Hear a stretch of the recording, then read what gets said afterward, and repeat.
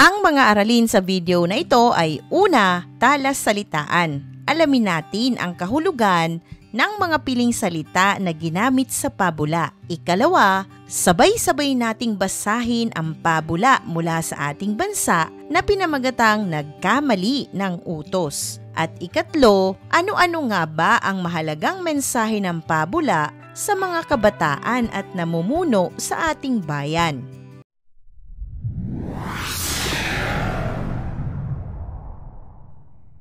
Narito na ang talasalitaan. Unang bilang, bugtong, nag-iisa. Ikalawa, taga-subaybay, taga-bantay, taga-pangalaga. Ikatlo, dama, dalaga, binibining kasama ng maharlika. Ikaapat, nilakbay, binagtas, dinaanan, nilakad. Ikalima, kawal, sundalo. Ikaanim, parang, malawak at patag na lugar. Ikapito, katugunan, kasagutan. Ikawalo, hukbo, puwersa, grupo, pangkat na organisado. Ikasyam, panganib, kapahamakan, pinsala. Ikasampo, sandatahan, isang hukbo o grupo ng mga sundalo o tagabantay at tagapagtanggol.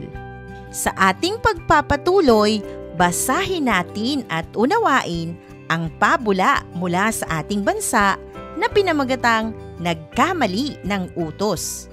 Sa malayong kaharian ng mga tutubi, may naninirahang isang prinsesang tutubi. Siya'y bugtong na anak ni Haring Tubino at Reyna Tubina ng kahariang Matutubina. Mahal ng hari at reyna ang kanilang anak. Sinasabing ipaglalaban ng buong kaharian ang anumang kaapihan ni Prinsesa Tutubi.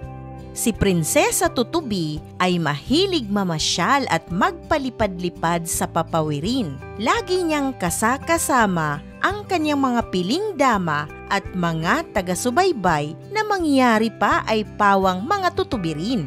Isang araw, naisipan niyang lumipad patungo sa labas ng kaharian. Ibig niyang alamin kung ano ang daigdig sa labas ng kanilang kaharian. Tumakas siya sa kanyang mga dama at taga-subaybay. Mag-isa niyang nilakbay ang malawak na papawirin. Maligayang maligaya si Prinsesa Tutubi. Umaawit-awit pa siya sa kanyang paglipad. Wiling-wili siya sa lahat ng kanyang mga nakikita. Totoong nalibang si Prinsesa Tutubi at hindi niya napansin ang pamumuo ng maitim na ulap sa papawirin. Huli na nang ito ay mapuna ni Prinsesa Tutubi. Mabilis man siyang lumipad pabalik sa kaharian, ay inabutan din siya ng malakas na ulan. Titigil muna ako sa punong kahoy na ito, ang sabi sa sarili ng prinsesa. Ngunit sa punong kahoy pala namang iyon ay maraming mga matching. Pinaalis nilang pilit ang nakikisilong na tutubi. Bawat dapuang sanga ni Prinsesa Tutubi ay niyuyugyug ng mga matching. Hindi lamang iyon, pinagtawanan pa nila ang prinsesa. Nakakatawa, malaki pa sa kanyang mga tuhod ang kanyang mga mata. Ang malakas na sabi ng isa, sinundan ito ng malakas na hagik-gikan ng mga matching. Sa laki ng galit ni Prinsesa Tutubi, umuulan pa ay umalis na siya sa punong kahoy na iyon at lumipad pauwi sa palasyo. Tuloy-tuloy siya sa silid ng kanyang amang hari. Kanyang isinumbong kay Haring Tubino ang mga matching. Laking galit ng mga hari. Nagpatawag agad ang hari ng isang kawal. Pumunta ka ngayon din sa kaharian ng mga matching. Utos niya sa isa niyang kawal. Sabihin mong dahil sa ginawa nila sa aking anak na prinsesa, gusto kong hamunin ang kaharian ng mga matching sa isang labanan. Mabilis na lumipad ang inatasang kawal. Pagdapo niya sa kaharian ng mga matching, ay walang paligoy-ligoy niyang sinabi ang kanyang pakay. Malakas na tawanan ng mga matching ang naging sagot sa pahayag ng kawal na tutubi.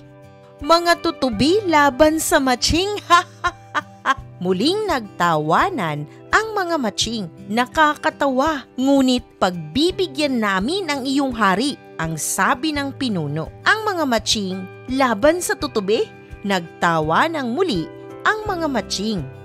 Kailan at saan gaganapin ang labanan? Ang tanong ng pinuno. Bukas ng umaga, sa gitna ng parang, ang tugon ng kawal. Magaling! Bukas ng umaga, sa gitna ng parang kung ganun, ang masiglang pag-ulit ng matching sa sinabi ng tutubi. Kinabukasan, naroroon na sa isang panig ng parang ang hukbo ng mga matching. Anong daming matching, waring ang buong kamatchingan ay naroroon at pawang sandatahan. Bawat isa ay may dalang putol ng kahoy na pamukpok. Nasa kabilang panig naman ng parang ang makapal na hukbo ng mga manlilipad na tutubi. Kailangang pukpukin ninyo ang bawat makitang tutubi, ang malakas na utos ng Haring Matching. Sa kabilang dako naman ay ibinigay na rin ng pinuno ng mga tutubi ang kanyang utos. Dapat nating ipaghiganti ang kaapihan ni Prinsesa Tubina. Kailangang magbayad ang mga matching. Dumapo sa ulo ng mga matching. Kapag may panganib ay dagling lumipad ang malinaw at marahan niyang utos. Nagsalubong sa gitna ng parang ang mga manlilipad na tutubi at ang hukbo ng sandatahang matching. Buong-buo ang pagtitiwala ng mga sandatahang matching sa kanilang sandatang pamukpok. Matatapang din namang sumunod ang mga kawal na tutubi. Palibhasay, nais nilang ipaghiganti ang kaapihan ng prinsesa at ng buong kahariang matutubina. Nagsimula ang labanan. Dapo at lipad ang mga tutubi. Pukpok dito, pukpok doon naman ang mga matching. Nakita ng pinuno ng mga matching ang mga pangyayari. Nagkamali siya ng utos. Hindi nalaman agad na sa ulo pala ng kanyang mga kawal darapo ang maliliksing tutubi. Babaguhin sana niya ang kanyang utos, subalit huli na ang lahat. Isang kawal na matching ang pilit na pinukpok pa ang tutubi sa ulo ng pinunong matching. Kaya't nang matapos ang labanan ay nakabulagtang lahat ang mga matching. Samantala, walang sino mang tinamaan sa mga mabilis umiwas at lumipad na mga tutubi. Naipaghiganti nila ang pagkaapi ng kanilang prinsesa at ng buong kahariang matutubina. Iyong nabasa o nasubaybayan ang nakakatuwang pangyayari sa pabula na pinamagatang Nagkamali ng Utos. Sa ating pagpapatuloy, dumako naman tayo sa mahalagang mensahe ng pabula sa kabataan at mga namumuno. Unang bilang, ano ang makabuluhang mensahe ng pabula sa mga kabataan? Narito ang maaari mong maging gabay na sagot. Ipinakita ng pabula ang maaaring mangyari sa mga kabataan na hindi na marunong makinig sa kanilang mga magulang. Sa kalagayan ng tutubi, hindi tama na siya ay pagtawanan at insultuhin ng mga matching, lalo pat wala naman itong nilikhang gambala o anumang gulo sa pangkat ng mga matching dahil nakisilong lamang siya dulot ng panganib na dala ng malakas na ulan. Ang mga pangyayari kay Prinsesa Tutubi ay patunay lamang na marami sa ating paligid ang nakakagawa ng masama sa kapwa kahit wala ka namang ginawang masama sa kanila. Marahil, isa rin sa nais ipabatid ng pabula na kung nakinig lamang sana ang tutubi sa kanyang ama na huwag lalayo at aalis ng walang kasamang kawal at dama, hindi sana nanganib ang kanyang buhay. Tandaan ang pagpigil ng mga magulang sa mga kabataan na huwag lumabas ng walang paalam ay pag-aalala lamang sa kaligtasan at ikabubuti ng kanilang anak. Ikalawa, ano ang makabuluhang mensahe ng pabula sa mga namumuno? Narito ang maaari mong maging gabay na sagot. Higit dapat na nakababatid at nag-iisip para sa ikabubuti ng lahat ang namumuno ng isang hukbo o ng isang lugar. Ang anumang pagpapasya ay nararapat na hindi dala o bugso ng damdamin at pansariling interes, kundi ng isang matalinong pagsusuri sa kapakanan ng kanyang nasasakupan.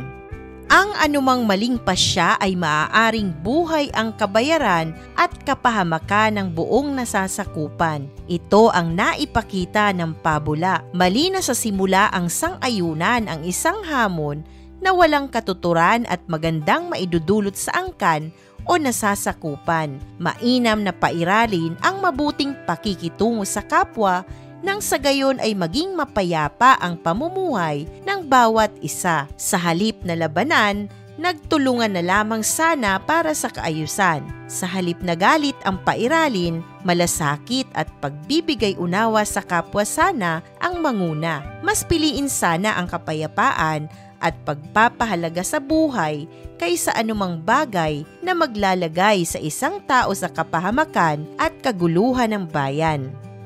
Isang mahalagang aralin muli ang iyong napanood. Maraming salamat sa panonood sa channel na Aralin sa Filipino. Huwag mag-atubiling mag-comment ng inyong tanong, suggestions o paglilinaw ukol sa aralin. Munting kahilingan sa iyong kaibigan, paki-like, share and subscribe para updated ka sa mga susunod pang bagong video ng Aralin mo sa Filipino.